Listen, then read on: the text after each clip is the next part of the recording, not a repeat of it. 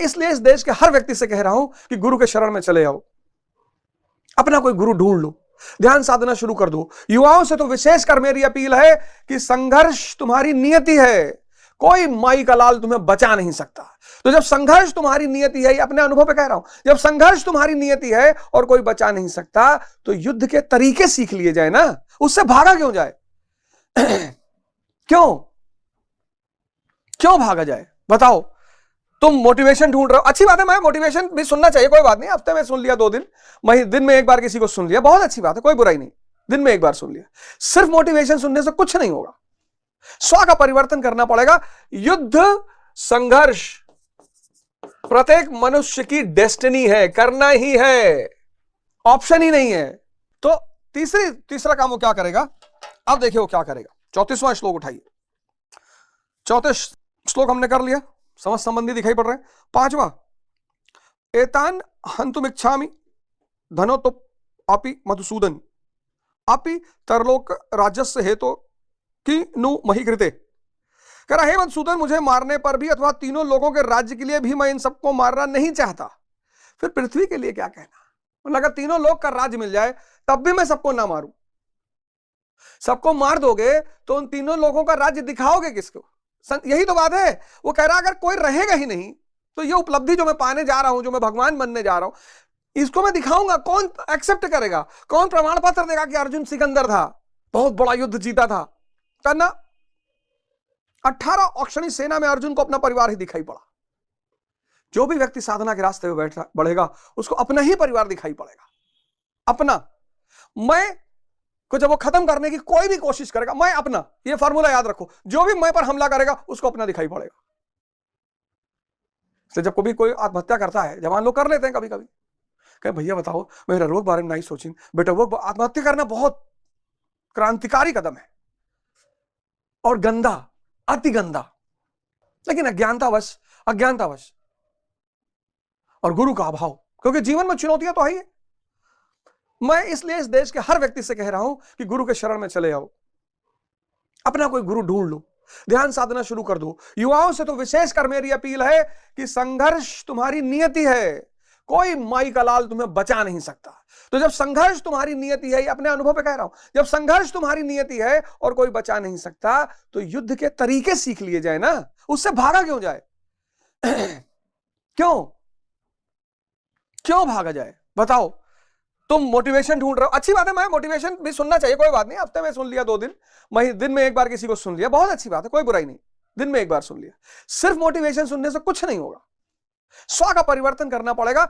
युद्ध संघर्ष प्रत्येक मनुष्य की डेस्टिनी है, करना ही है, ऑप्शन ही नहीं है, करना ही है। और 20 साल पे तो एकदम, 20 वर्ष की आयु पे तो एकदम दिखाई पड़ने लगती है।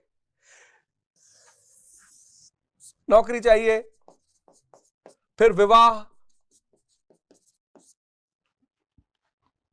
फिर समाज,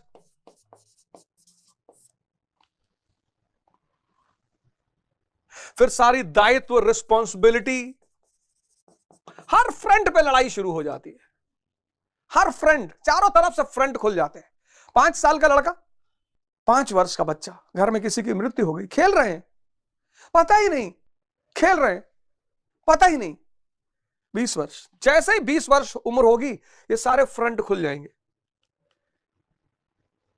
फिर वो मैं, ईर्ष्या, द्वेष, अहंकार वाले अपने, वो मौजूद हैं। फिर इन्हीं के साथ साथ वो अपने, सो कॉल्ड अपने, जिनको हम अपने कहते हैं, अपने, ईर्ष्या, दोष, अहंकार वाले अपने। कुछ भी करोगे, कुछ भी करोगे, कुछ भी करोगे। कोई औरत है, बहुत सजली, बहुत सुंदर लग रही है, शादी में पहुंच गई, तो भी जो दूसरी देख रही है, कलेजा फट रहा है, देखो कैसे चमक छल्लो बनी टहरा थी, सामने पढ़ के नमस्ते भी करेंगी, कहेंगे अरे ढूंढत रहें, तो बहुत देर से ढूंढत रहें, देखें कि नहीं है फलानी नहीं आई, लेकिन दूर से जब देखेंगे, वहां देखो चमक छल्लो बनी, वह देखो। तुम कुछ भी करोगे, ये सो कॉल्ड अपने तुम्हारी जिंदगी में चरस पैदा करेंगे, सबके करते हैं। इनके साथ भी रहना है, इनसे बचना भी है, यही टैलेंट है। परसेंटेज और सेंटेज लाना टैलेंट थोड़ी है, इनके साथ भी रहना है। और इनसे बचना भी है। और इन सारी चीजों में जो आदमी तुम्हें रास्ता दिखाएगा वो कोई अनुभवी आदमी दिखाएगा। गुरु, ये तुम्हारी शक्ति का आधार बनेगा।